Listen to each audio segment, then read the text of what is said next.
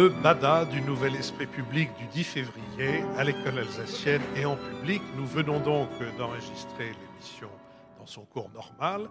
Nous avons parlé d'abord de la loi anti-casseurs, puis du voyage du pape aux Émirats Arabes Unis ou aux Émirats Arabes Unis ou aux Émirats Arabes Unis. Je ne sais pas comment les correcteurs de presse, correcteurs de podcast recevront cette succession de liaisons, mais toujours est-il que nous donnons maintenant à la salle la parole pour les questions, réflexions, etc. Il y a là un micro derrière Christian Sory et devant ce micro, monsieur. Oui, merci. C'est une question à propos de la loi anti-casseurs qui nous a pris une demi-heure de débat pour arriver à la conclusion que finalement elle n'était peut-être pas très utile. Il a été question 2 fois de la loi sur la déchéance de nationalité, il a été question de déchéance de nationalité. J'aurais bien aimé que ce thème fût abordé par notre docte assemblée, tout simplement parce que se pose dans très peu de temps le problème du rapatriement des djihadistes qui sont actuellement en Syrie et des djihadistes de nationalité française, lesquels ont choisi à l'époque une autre patrie, à savoir l'État islamique. Je pense qu'on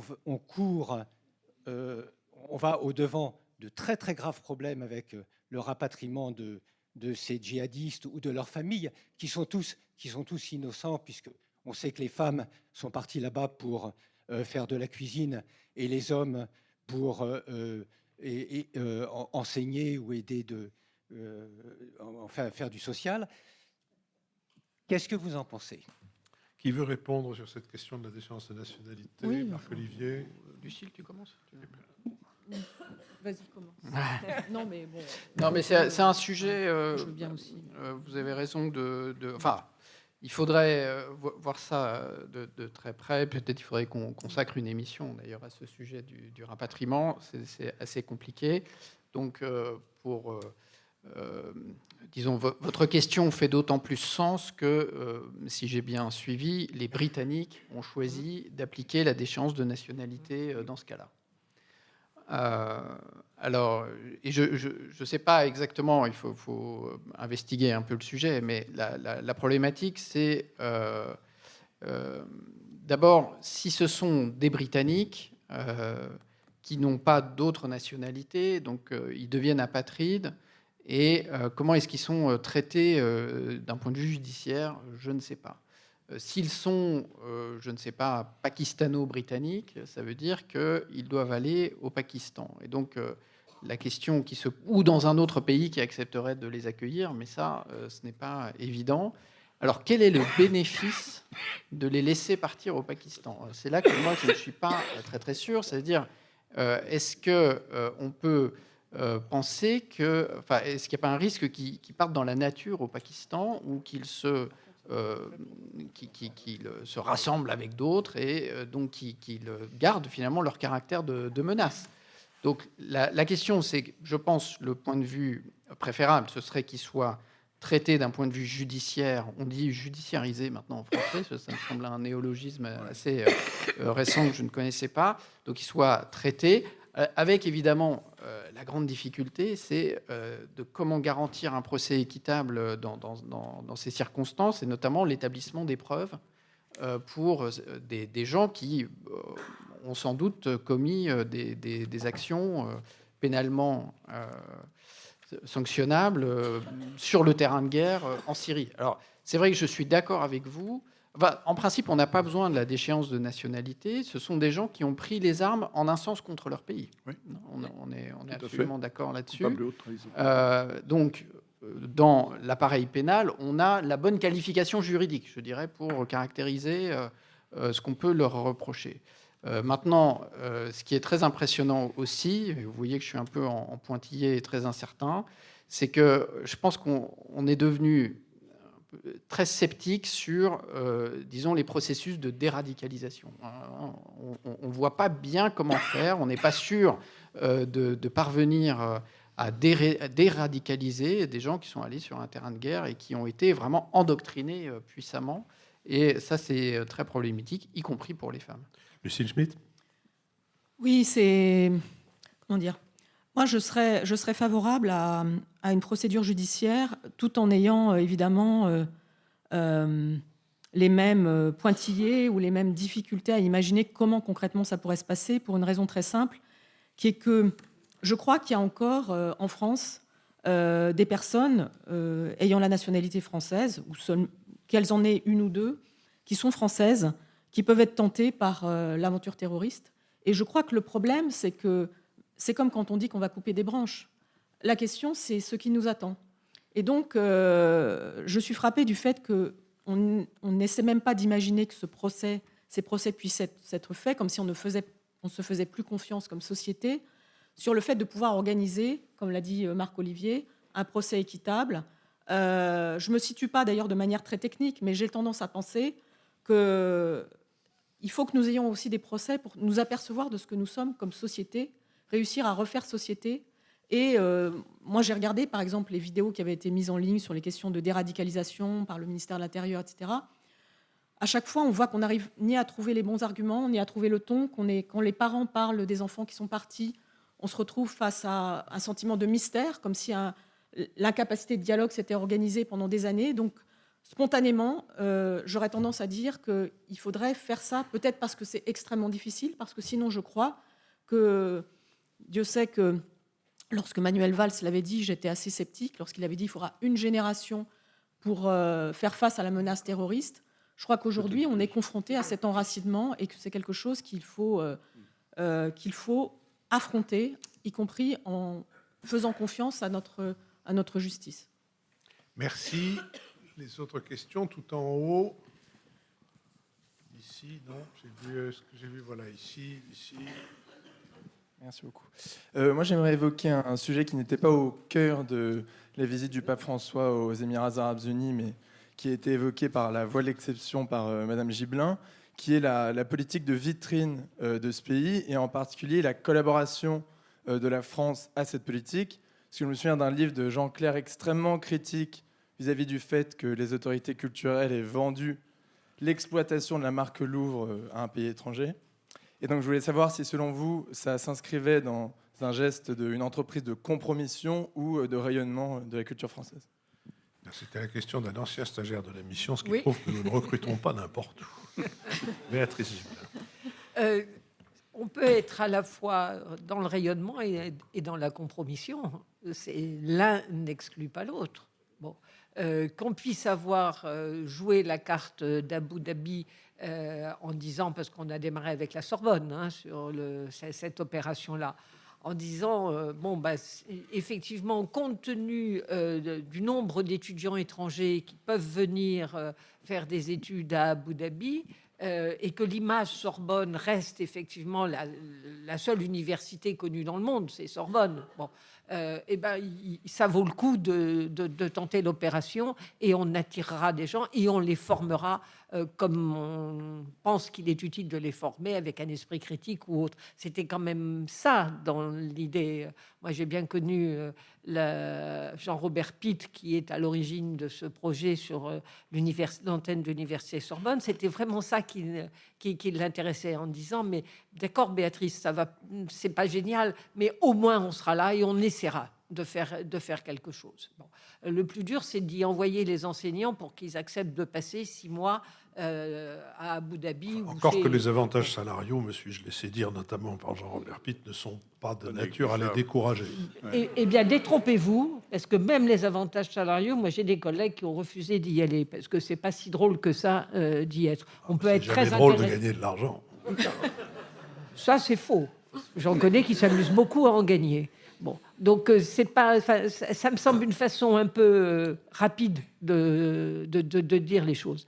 Alors après ça, dans la compromission, mais c'est un débat constant.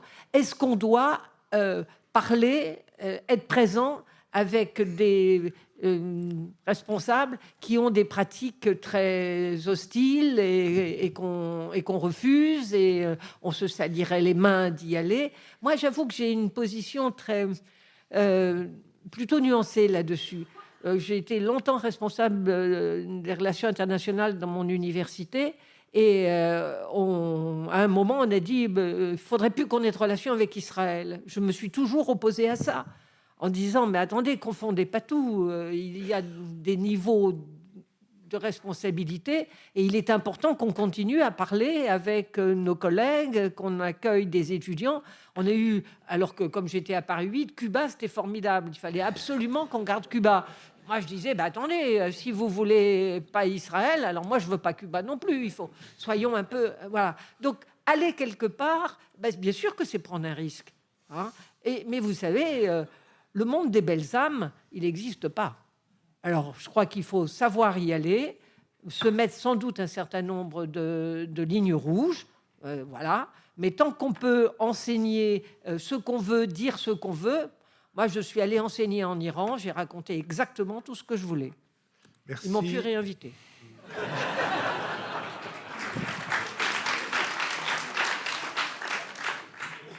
Bonjour. Bonjour. Par rapport à la loi anti-casseurs, j'aurais voulu savoir un petit peu si on pouvait remettre ça dans le contexte politique actuel. Est-ce qu'on est sur une logique de pourrissement ? C'était un petit peu ce qui se passait au début, visiblement. Est-ce que maintenant on est dans une rigidification de la position de Macron ? Qu'est-ce qu'il en est par rapport aux européennes aussi ?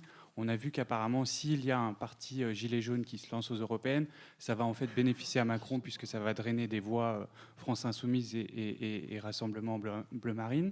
Donc voilà, est-ce que c'est possible juste de replacer dans le contexte politique actuel ? Merci.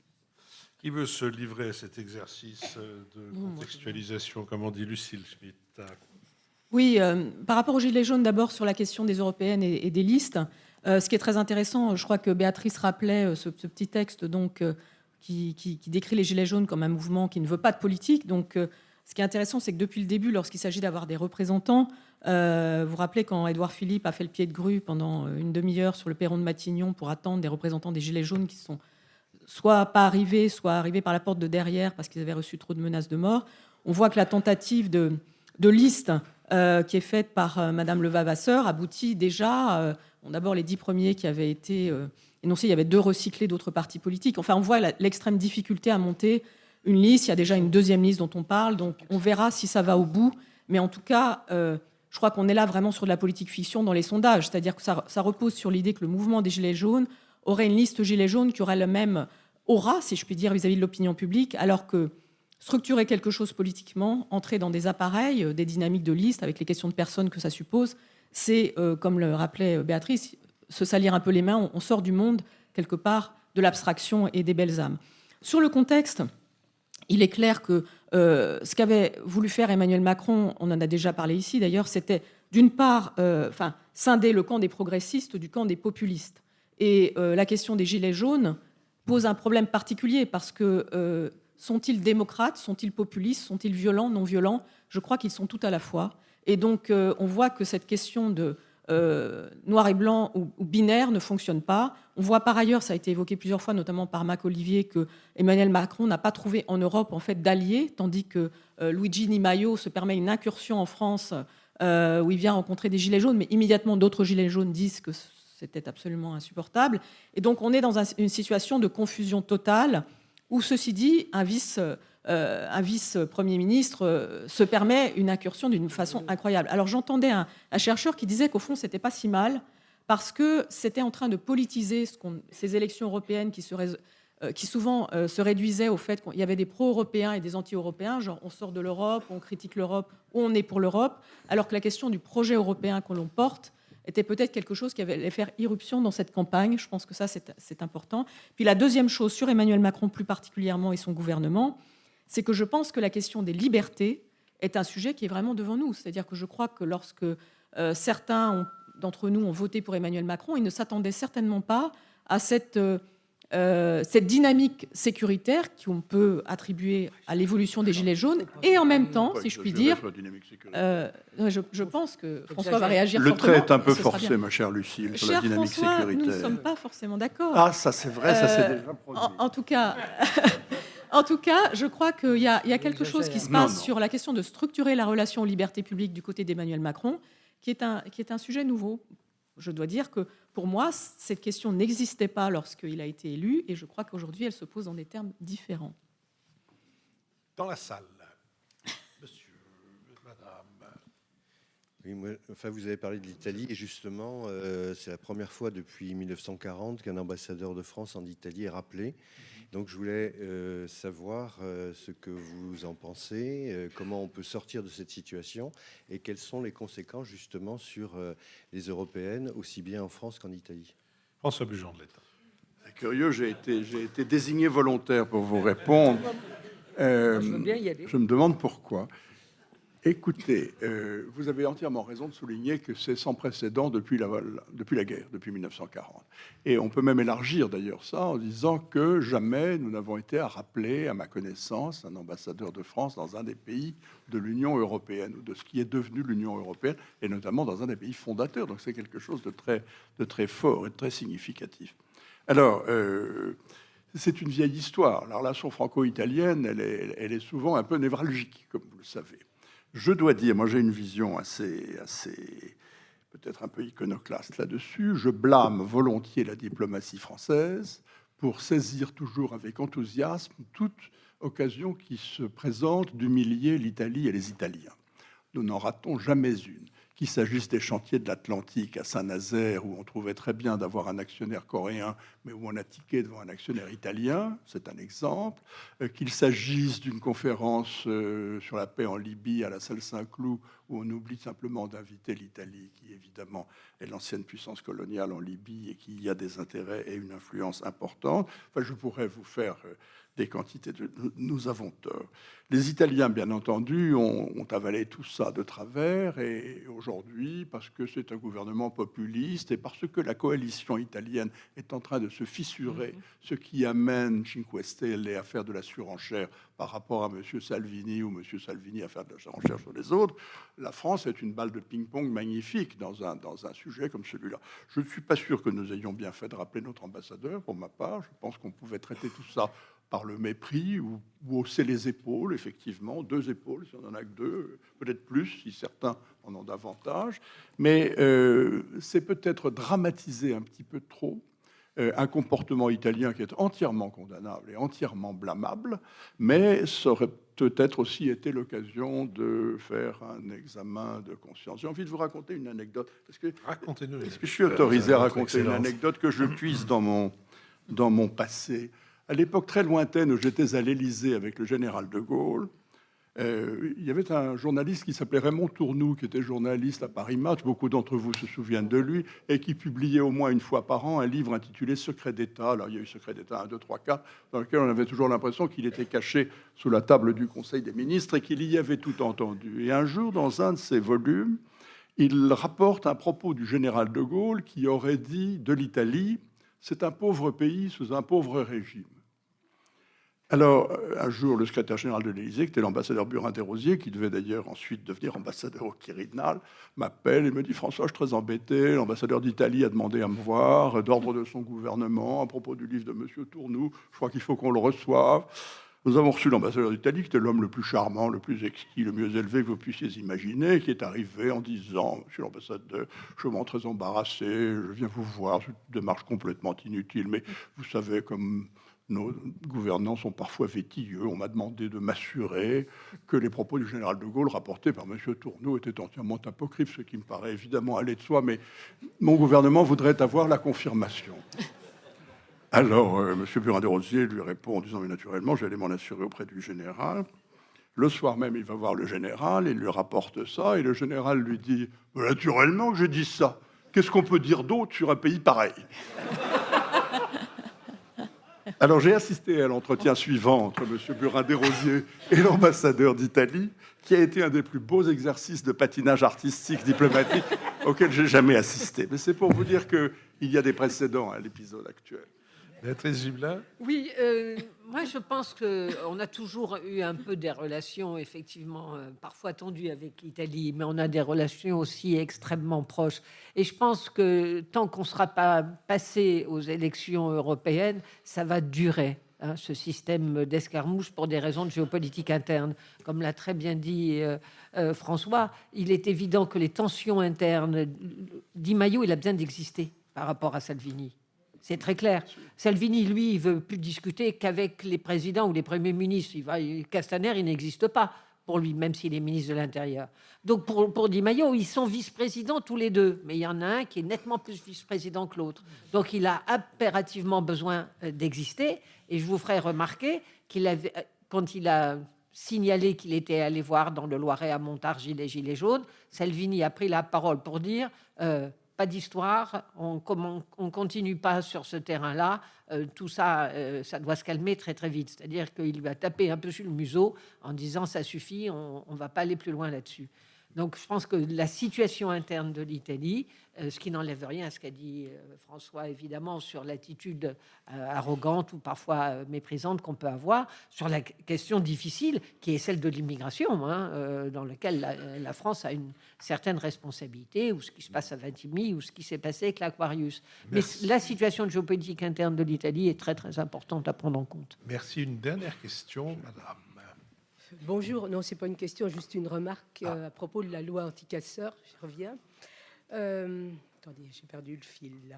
Vous allez le retrouver, ne vous inquiétez pas, oui, ça nous arrive à nous aussi tout le temps. J'ai été un peu surprise au début de la tournure qu'ont pris vos débats, parce que moi, il y a quand même une chose qui me semble essentielle, c'est qu'il y a un certain nombre de principes sur lesquels, en principe, on ne devrait pas revenir.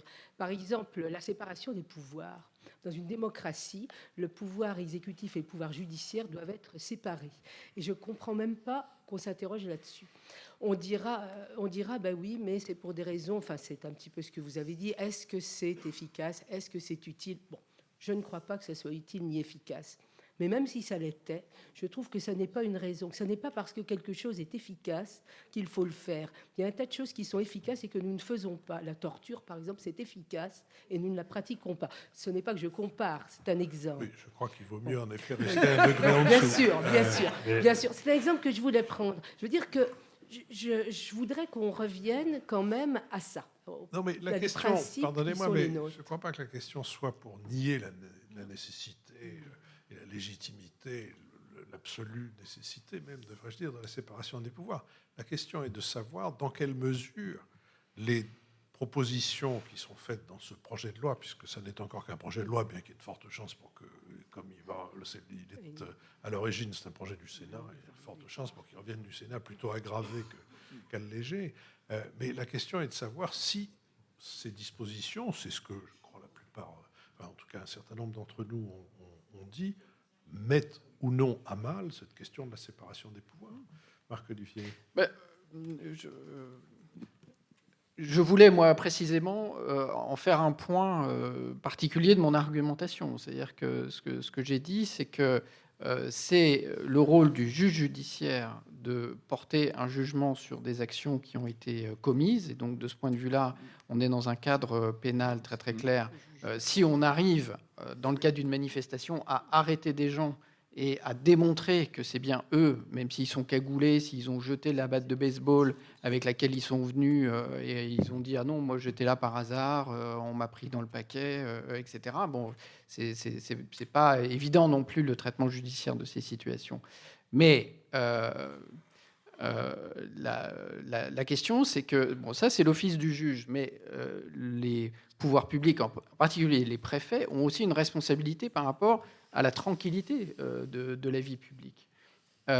Et cette responsabilité, elle consiste à prendre des mesures par avance, permettant à la fois aux uns de manifester, mais aussi aux autres de ne pas subir des dommages quand les manifestants exercent leur droit à manifester. Et donc, ce qui est choquant du point de vue de la séparation des pouvoirs, c'est que ce soit effectivement que ce soit le préfet qui soit chargé de donner un avis. Disons, au minimum, il faudrait que ce soit le juge administratif, parce qu'on est dans une situation un peu différente. Lucille Schmitt. Oui, moi, ce que je voulais dire, c'est que je trouve qu'il y a quand même un déni de responsabilité dans cette affaire, parce qu'au fond, il y a un certain nombre de personnes qui attendent que l'article 2 soit déféré au Conseil constitutionnel, c'est-à-dire quand le projet de loi sera en phase finale. Et je trouve ça extrêmement dommage que ni au gouvernement, ni au sein du groupe de La République En Marche, il y ait des personnes, en fait, pour alerter d'une manière plus vigoureuse sur le fait que là, je crois qu'on est dans un article qui est contraire à la séparation des pouvoirs.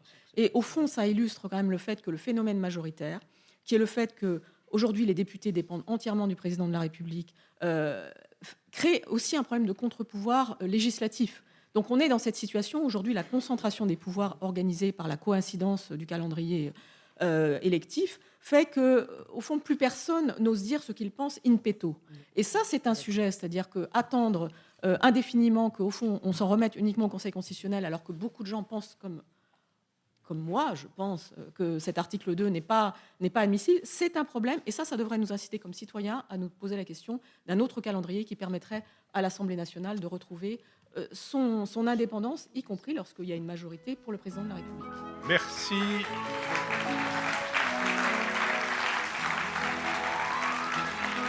Merci. Je précise que ces applaudissements s'adressent à l'ensemble de notre tablée et non pas seulement à Lucille Schmitt. Merci à Laurie Galigani et à Christian Sory. Le prochain rendez-vous à l'école alsacienne, je vous le rappelle, c'est le dimanche 10 mars. Et merci à l'école alsacienne de nous avoir accueillis une nouvelle fois.